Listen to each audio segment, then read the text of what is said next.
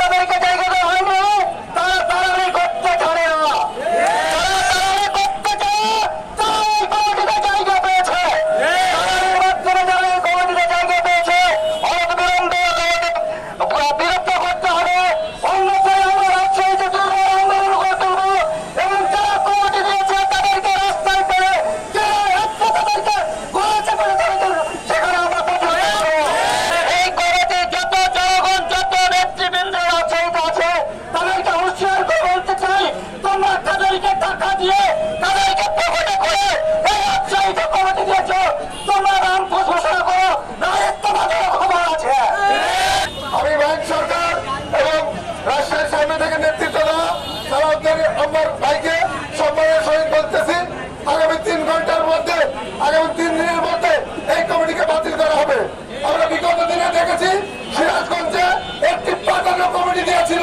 কিন্তু ছাত্র জনতার আন্দোলনে সেটা 6 ঘন্টার মধ্যে স্থগিত করা হয়েছে।